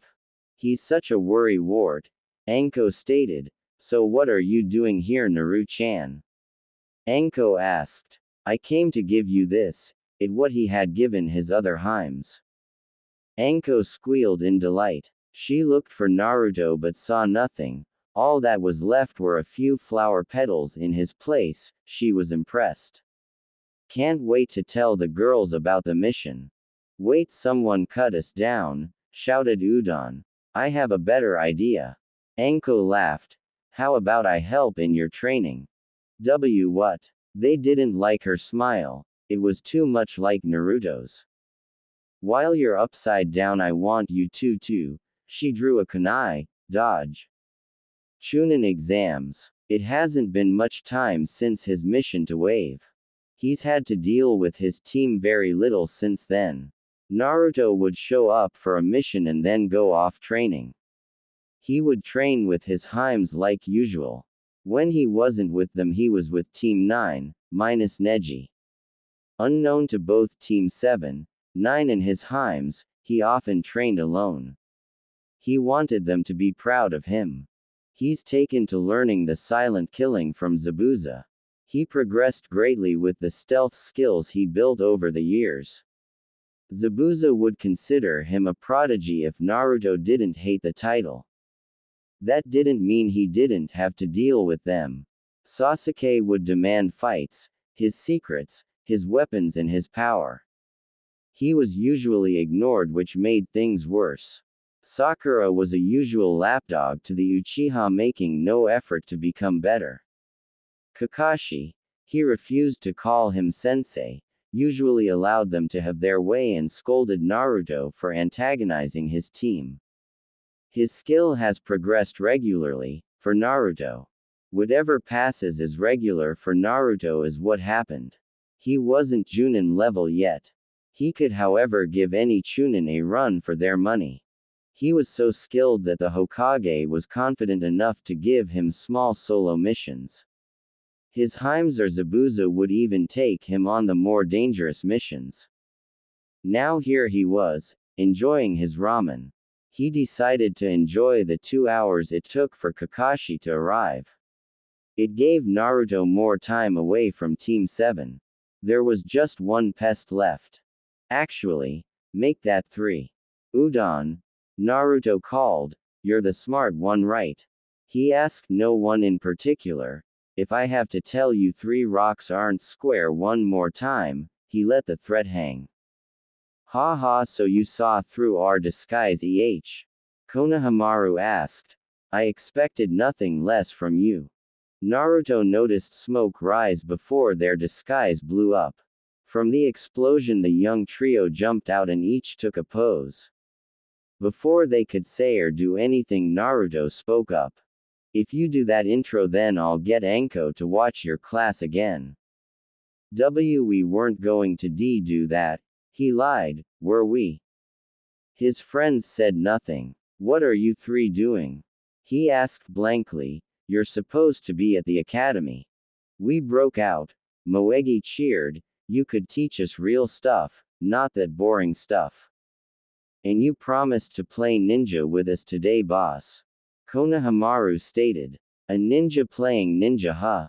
asked a horrid voice. "You really are a baka." "Hey boss, who is that?" Konohamaru asked. "Is she your?" He held out his pinky, earning a scowl from Sakura.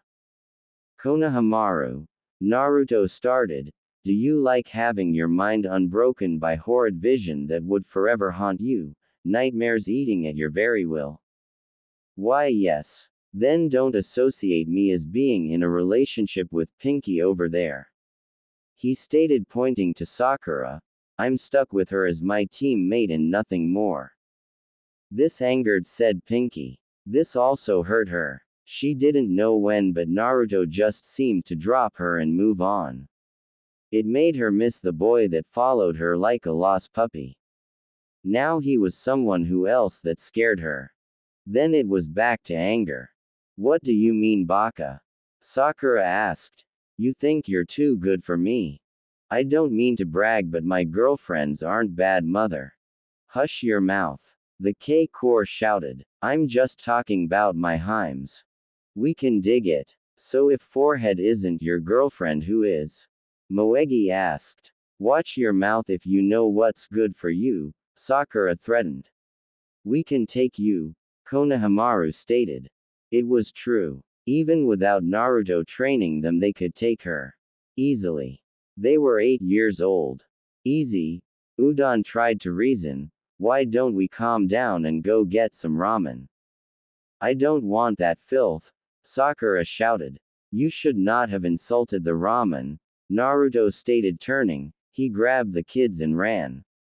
Sakura felt something moist slither across her feet. Looking down, she saw a noodle moving as if it had a mind of its own. She didn't look back as she ran. Once Naruto was sure he was far enough, he sat the kids down. "Hey boss, why do you eat so much ramen?" Konohamaru asked. It was a simple question, too simple for Naruto. He loomed over them. Using just a touch of killer intent, just enough to scare them, he answered. "It's the only thing that keeps me from craving human flesh, plus," he answered them with a mouth full of fangs, "I never did get to eat my fill today." He eyed the kids. "Let's fix that." They ran like the wind. Quote.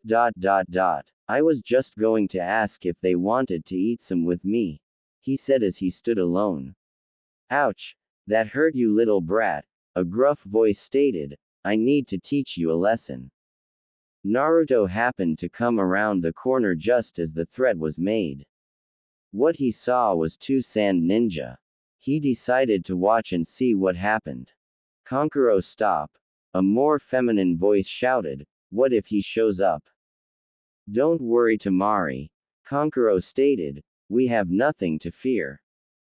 Oh, that poor fool. He never met Naruto. Would you please drop him? Naruto stated coldly, making his presence known. And why should I do that? Kankuro asked. And who are you? I'm everything you ever were afraid of.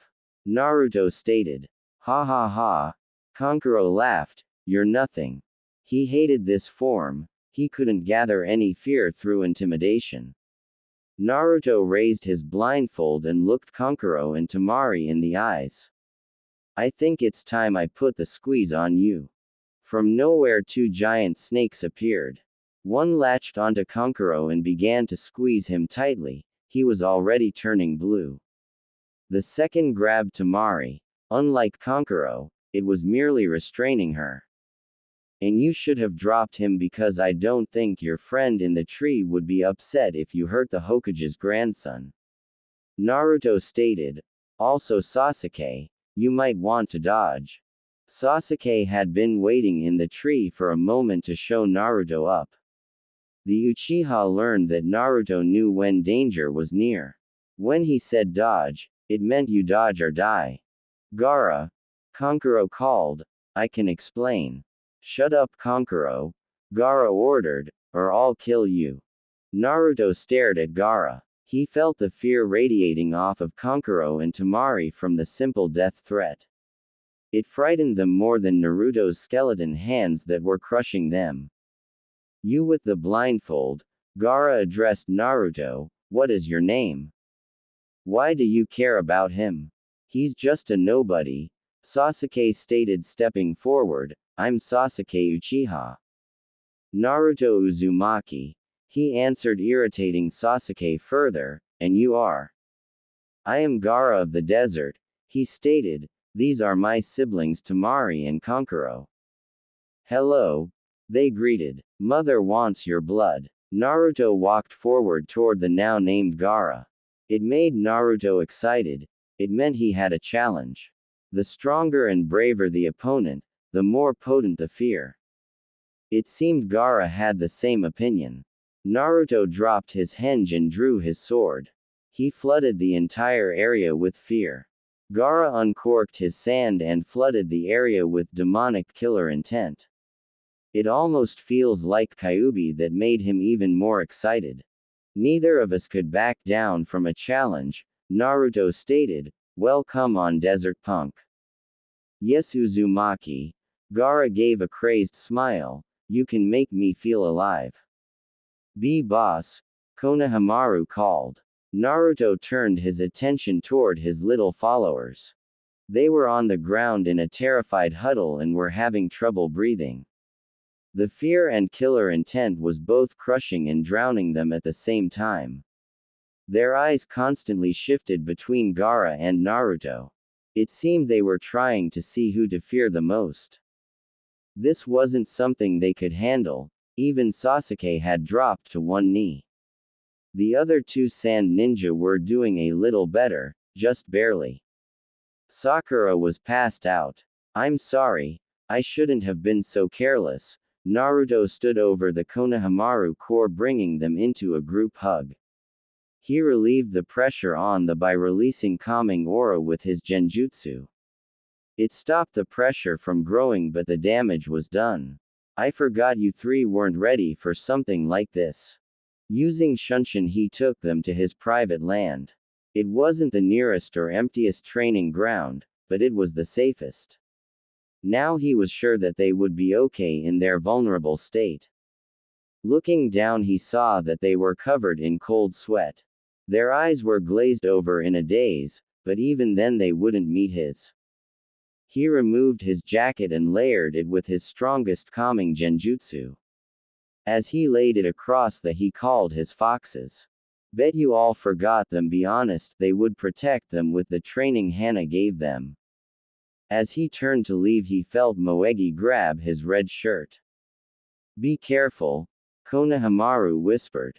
He gave them a smile as he shunshined away. When he returned, he saw that Sakura was awakened like Sasuke, trapped in Gaara's sand. Temari and Kankuro, likewise, were still in his illusion. He addressed Gaara. Gaara, this is neither the time nor the place. Gaara stood there for a moment before his sand retreated. As he did this, Naruto released the other sand ninja. You are right, we shall continue later. They would, do not die before then. As they turned to leave, Sakura thought it was time to put in her opinion. Hey wait, what do you want? Temari asked. Even if we are allied, you need a reason to be here, she shouted. What are you doing here? Sakura, they are obviously here for the Chunin exams, Naruto stated. We're hosting them this time. He's right, Kankuro stated. Wait, before we leave, Temari eyed Naruto. See, can I touch your whiskers? Sorry, he stated. That's only allowed by my Himes and Moegi when using THO Discover Mo. Yes and yes. You lucky bastard, Kankuro mumbled. I guess I'll just have to become one of your Himes. She purred until Gaara kills him. They turned to leave. Dobi, how did you know about the exams? Sasuke asked. Even he didn't know. Who cares how I knew? Naruto asked. I'm going to finish my ramen. Forget that. Sasuke was silenced by Naruto's hand over his mouth. The blonde pointed behind Sakura. When they turned to look, they saw the monster ramen peeking from behind the fence, waiting. Never mind. Reapplying his Henji Sunshine to Training Ground 7. After waiting 20 minutes, his team finally arrived. Baka! Sakura shouted. Why did you leave us behind? Because I'm not very fond of either of you. Naruto answer. Before Sakura could start her screaming match, a puff of smoke appeared. You're late, Sakura stated. Hello Kakashi. He returned. That's sensei to you, Genin. Kakashi stated. I'll call you sensei when you teach me something. Well, my cute little Genin, Kakashi started, and Naruto, he hissed, I have a surprise for you. You're signing us up for the Chunin exams, Naruto stated. How did you know? Kakashi asked. We ran into some sand ninja. Sakura stated, hoping to show Naruto up. Any trouble? He asked, looking accusingly toward Naruto. That Baka tried to show Sasuke up, she screeched, not that it worked because. Well, here are you in trance slips, Kakashi stated, not wanting her to rant. Be there tomorrow. Next day. What took you so long? Naruto asked. He and Sasuke had been waiting for Sakura for over an hour. I had to look my best for Sasuke-kun, she stated. Let's go, said Uchiha ordered. They came into a block on the second floor. The hallway was under a low genjutsu to weed the weaklings out, Naruto deduced. He saw Team 9 trying to enter the exams but were knocked back. I know they aren't weak, so they must be holding back. It was a good plan. He was doing the same while under his henge. Hey you, an arrogant voice spoke, drop the genjutsu, we're going to the third floor. You fool, Naruto snapped, that genjutsu was to weed out the weaklings. The Uchiha said before walking away. So this is your team, Uzumaki. I'm not impressed, another arrogant voice spoke, you with the dark eyes, what is your name? It's polite to give yours first when asking for another's name.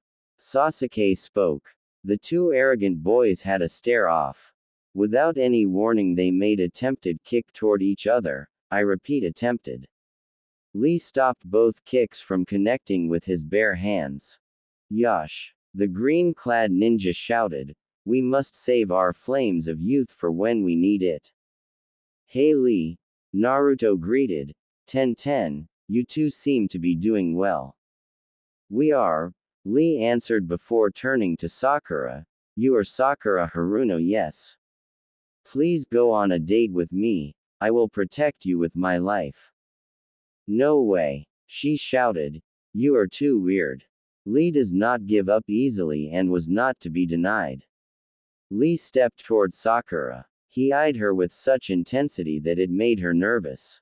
What Lee did surprised everyone, even Naruto. He winked. It wasn't an average wink. Out of his eye a heart popped out. Sakura just barely made it out the way. Lee wasn't so easily deterred, he sent wink after wink at her. She was barely able to dodge. "I thought Lee couldn't use genjutsu," Naruto stated. "He can't," Ten assured. "Then how does he?" "Better not ask." "That right, Naruto." Ten spoke as if she understood his thoughts. "The less you know, the better." "Sasuke," Naruto called, "can we leave her?" That was all he needed to say. They had made it into a hallway before Sakura finally caught up. "Hey you," Lee called. "You are Sasuke Uchiha, right? I wish to fight you." "Lee, this isn't the time or place. Be quiet, Dobi," Sasuke ordered. "This won't take long." "Yeah, Baka." Sakura cheered. "Sasuke-kun is going to crush that freak for trying to flirt with me."